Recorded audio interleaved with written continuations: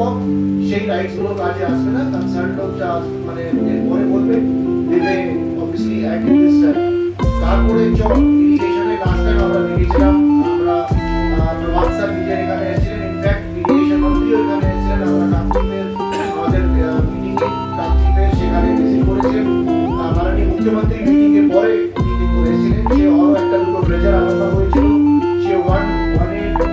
মানে আমরা দেখেছিলাম সেই মানে ইস্যুটাও একটু যদি আমরা আগে থেকেই এবার দেখি, সো দ্যাট আমাদের এই রেজিস্ট্রেটেড অ্যাট কাকদ্বীপ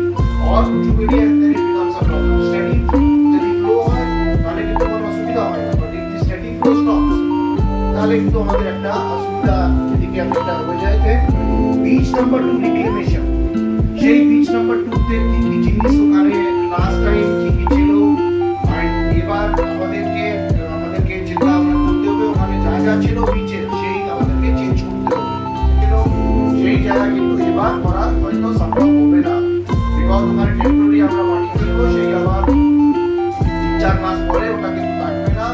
সেসব চলে যাবে। আমাদের অনেক এক্সপেন্ডিচার ডিপার্টমেন্ট থেকে একটা কমিটি বানিয়ে কোথায় আরতি, তো আমাদের মাস আকার আরতি একটা বড় এখন আমরা বড় করে করি, মানে ভিআইপিরা ওখানে থাকে, দেন ওটা লাইভ টেলিকাস্ট হয়, ওটা একটা অ্যানুয়াল অ্যাফেয়ার মতো এবার হয়ে গেছে। তো সেই জায়গাটা আমরা কোন দিকে নিয়ে যাব